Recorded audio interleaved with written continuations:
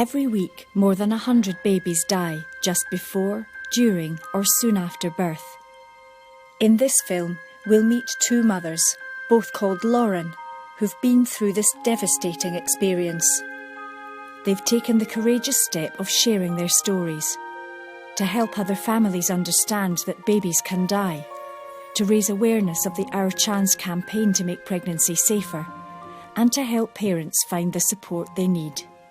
Lauren Petrie lost a baby girl, Jada, at the end of her pregnancy. When she died, I wanted to talk about it all the time, but I felt like I was almost being a burden, and I didn't want people to see me as the woman that just wanted to talk about her child that had died all the time. But I think when you're grieving, some people don't want to talk about it, and I get that, but I felt like I needed to talk about it a lot. And almost I wanted to talk about it because it was making other people aware of it, because it could happen to their sister or their mum or whoever. And so by talking about it, it was raising awareness. I want to take part in this video on this campaign because I lost my son, and it was quite unexpected when I was pregnant with him. So I want to try and raise as much awareness as I can. Lauren Wearmouth and her partner Craig were excited about starting a family, and the pregnancy seemed to go smoothly. I attended all the appointments fine. His growth was fine. My bump was lovely. Everything was on track. I was getting on for 15th of October was my due date. But on the day they came into hospital for the birth, the baby died. The couple were devastated. My knowledge of stillbirth or that babies could die at so late in the pregnancy just was very... I didn't even think that was possible. I thought, you have your 20-week scan, which is where you look for any anomalies and things, and if that's fine, then your pregnancy's fine. That was my knowledge of it. Lauren Petrie was pregnant for the second time. Her daughter Mia was 7 and excited about becoming a big sister. I woke up that morning and I felt her kicking. We had a cuddle in bed with Mia. And then you kind of get into the school run. I wasn't as aware of it, and I'm not sure, I couldn't say for sure if I had reduced movement or not. But it was when I was sitting in the assembly that my labour started, and I knew instantly that something wasn't right because I was getting contractions probably every minute. When Lauren got to hospital, she discovered her baby had died. She came out and there was just no sound, no movement. For an instant, I felt almost disjointed from her. And the midwife said, "Come on, this is your baby, and I know that you want to hold her." And I said, "Yeah, I do." The shock of a stillbirth can be hard to process. For many parents, holding and spending time with their baby is an important part of their journey.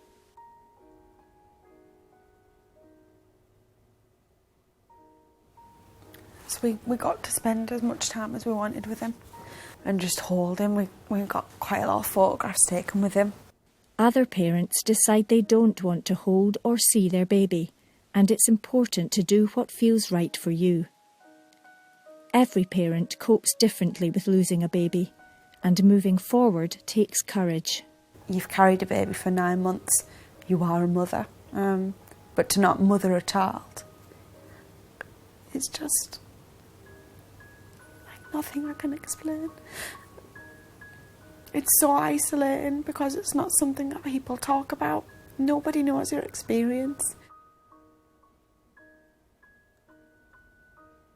It's not that I'm flippant or I'm over it or anything like that. I've just been able to accept it because the alternative of not being able to accept it scares me. I don't ever want to live feeling sad. And I've got Mia to think about as well, so I need to be able to be positive and move on with things. Lauren and Craig became pregnant again soon after and now have a healthy baby girl. Lauren Petrie's experience gave her the resolve to achieve a personal ambition. So after having Jada, my mum said to me, you wanted to be a midwife, you've now seen both sides of it, a live birth and a stillbirth. It's going to help you to give more to the people that you're looking after. Now I'm studying, I'm in my first year. In these two cases, the cause of the tragedy was never fully known. but there are some things that are known to put babies at higher risk of stillbirth. In the rest of the films in the Our Chance series, you'll find lots more information about how to avoid these risks by going to your appointments, looking out for symptoms of conditions that can cause harm to you and your baby, and making choices that give you and your baby the best chance of a healthy start. I know as a student midwife you give out so much information to mums, and sometimes it can be overwhelming because you're just piled full of leaflets like Leaflet City. But actually, if you read those leaflets, if you watch videos online about people's stories, about awareness, things that are healthy in pregnancy and things that you should look out for, like reduced movement or smoking risks or alcohol risks, all those things are also relevant to you, and you shouldn't always think, you know, I'm fine, I'm young, I'm fit, I'm healthy, which is what I thought, and that that doesn't count for you because it's for somebody else. It can happen to anybody. If you lose a baby, your midwife and obstetrician will offer support. Your hospital may have bereavement groups and counselling available, both at the time and if you get pregnant again. You can also find support by contacting SANS, the Stillbirth and Neonatal Death Charity. Their helpline number is 0207 436 5881 or email helpline@uk-sans.org. You can go to the Our Chance website to see more films in the series and find out about this campaign to save the lives of mothers and babies. If you're pregnant or have a new baby, you can also download the free Baby Buddy app, which contains all the Our Chance films, as well as more than 200 other films and lots of information to help you and your baby have a healthy start. The Our Chance films and campaign have been created by the charities Best Beginnings and SANS and are supported by the Department of Health and NHS England.